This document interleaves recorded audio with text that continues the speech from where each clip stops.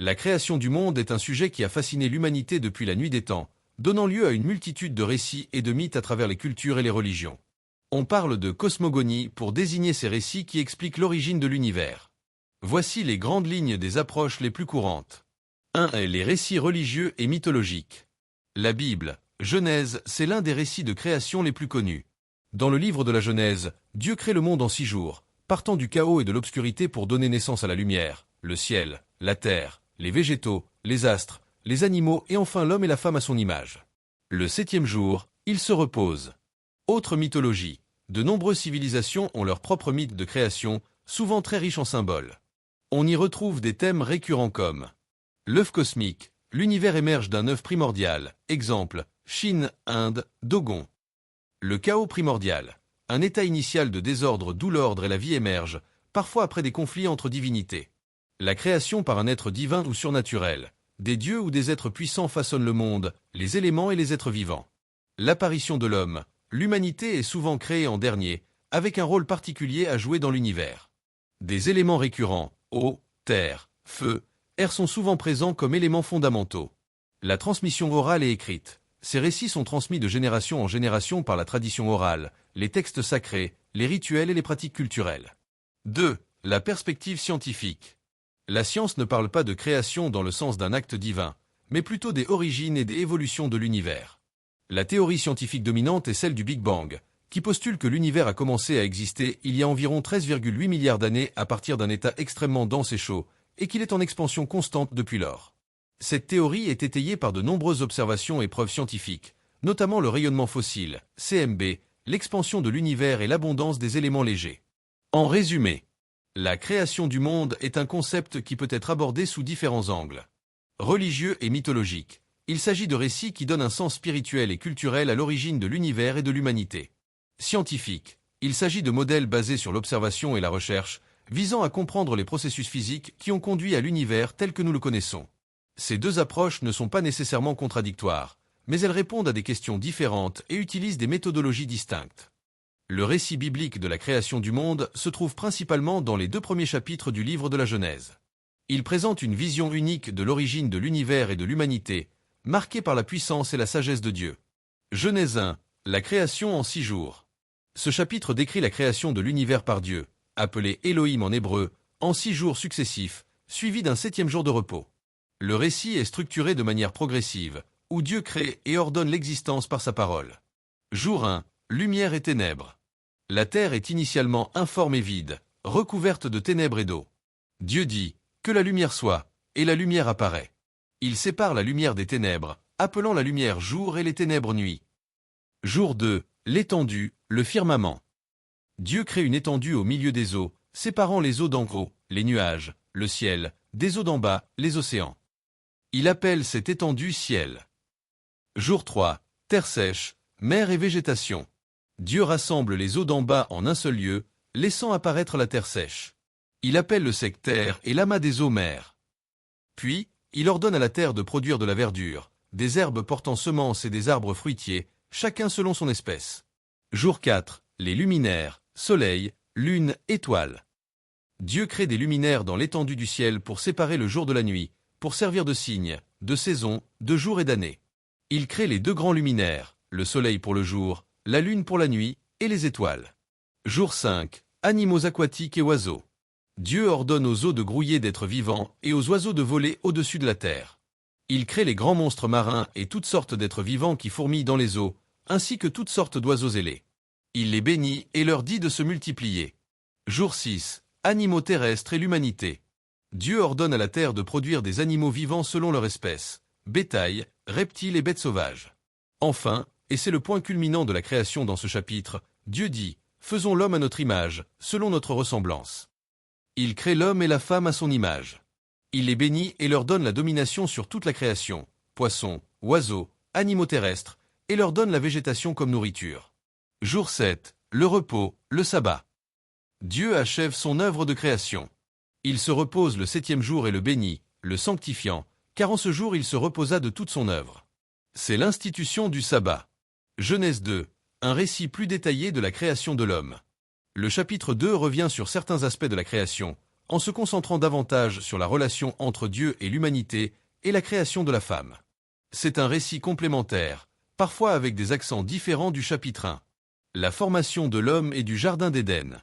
Le Seigneur Dieu, utilisant ici le nom Yahvé Elohim, n'avait pas encore fait pleuvoir sur la terre, et il n'y avait pas d'homme pour travailler le sol. Une source montait de la terre et irriguait le sol. Alors le Seigneur Dieu forme l'homme, Adam, de la poussière du sol et insuffle dans ses narines un souffle de vie, et l'homme devient un être vivant.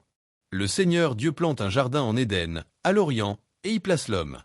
Il fait pousser toutes sortes d'arbres désirables à voir et bons à manger, y compris l'arbre de vie et l'arbre de la connaissance du bien et du mal.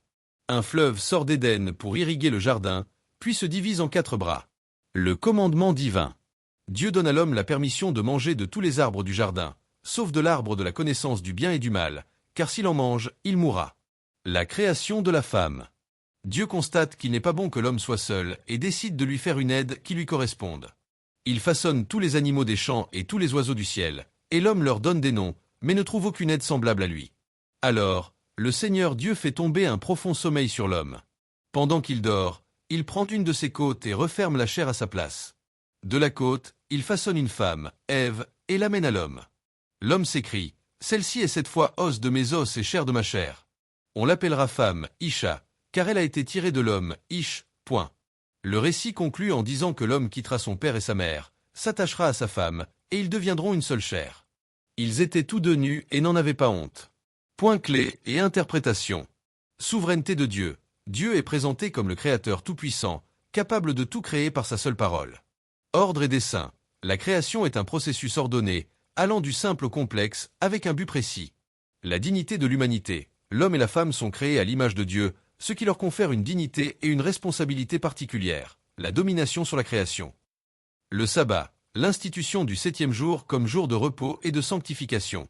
L'arbre de la connaissance du bien et du mal. Il introduit la notion de choix, de responsabilité et de la possibilité de la désobéissance, qui sera le sujet du chapitre 3. 2 récits. Les différences entre Genèse 1 et Genèse 2, ordre de création, nom divin utilisé, ont fait l'objet de nombreuses études. La plupart des théologiens s'accordent à dire qu'ils sont complémentaires, le premier offrant une vue d'ensemble cosmique, le second se concentrant sur les origines de l'humanité et sa relation avec Dieu et le monde. Ils proviendraient de traditions rédactionnelles différentes, mais intégrées dans le texte final. Ce récit est fondamental pour la foi juive et chrétienne, et a eu une influence immense sur l'art, la littérature, la philosophie et la culture occidentale. Le récit de la Genèse a fait l'objet de nombreuses interprétations au cours de l'histoire, et ces interprétations continuent d'évoluer, surtout à la lumière des découvertes scientifiques modernes. Voici les principales approches. 1. Interprétation littérale, créationnisme jeune terre. Description. Cette interprétation soutient que le récit de la Genèse doit être pris au pied de la lettre. Les jours de la création sont considérés comme des périodes de 24 heures, et la création de l'univers, de la terre et de la vie telle que décrite s'est déroulée sur 6 jours littéraux, il y a environ 6000 à 10 000 ans. Implication.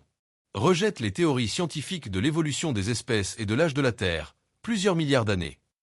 Tente souvent de réinterpréter les données scientifiques, fossiles, datation au carbone 14, etc., pour les faire concorder avec une Terre jeune. Le déluge de Noé est généralement interprété comme un événement global qui a remodelé la géologie de la Terre.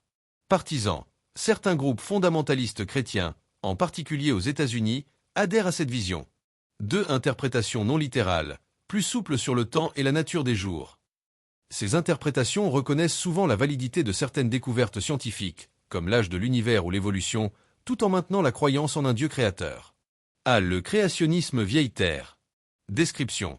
Accepte l'idée d'une Terre et d'un univers ancien, milliards d'années, mais maintient la notion d'une création divine. Variante.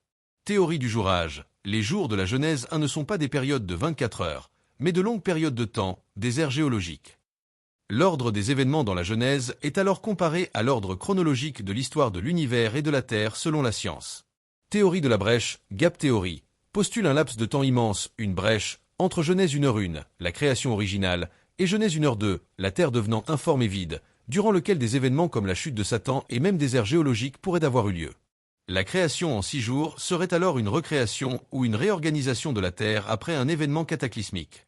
Créationnisme progressif. Dieu est intervenu de manière ponctuelle et progressive au cours des milliards d'années pour créer de nouvelles formes de vie ou pour guider le processus évolutif. B. L'interprétation allégorique, symbolique, théologique. Description. Cette approche considère que le récit de la Genèse n'est pas un manuel scientifique ou un compte-rendu historique littéral, mais un texte théologique. Son but principal est de transmettre des vérités profondes sur la nature de Dieu, de l'humanité et de la création. Implication. Les jours de la création sont des structures littéraires ou des cadres thématiques, et non des unités de temps chronologiques. Le récit souligne la souveraineté de Dieu, sa bonté, l'ordre de la création, la dignité unique de l'humanité, créée à l'image de Dieu, et l'établissement du sabbat. Elle permet une coexistence pacifique avec les découvertes scientifiques, car la Genèse n'est pas censée répondre à des questions scientifiques, comment le monde a été créé, mais plutôt à des questions existentielles et théologiques, qui l'a créé, pourquoi il l'a créé, quel est notre rôle. Partisans. De nombreux théologiens, érudits bibliques et courants religieux, y compris une grande partie du catholicisme et du protestantisme libéral, adoptent cette approche. Augustin d'Hippone, par exemple, au IVe siècle, avait déjà souligné qu'il ne fallait pas prendre le texte littéralement si cela contredisait la raison ou la connaissance. C. L'interprétation mythopoétique. Description. Cette approche, souvent académique, voit les récits de la Genèse et d'autres textes bibliques des origines comme des mythes au sens anthropologique du terme. Un mythe n'est pas une fausse histoire, mais un récit symbolique et fondateur qui exprime les croyances profondes d'une culture sur ses origines, son identité et son rapport au monde. Implication.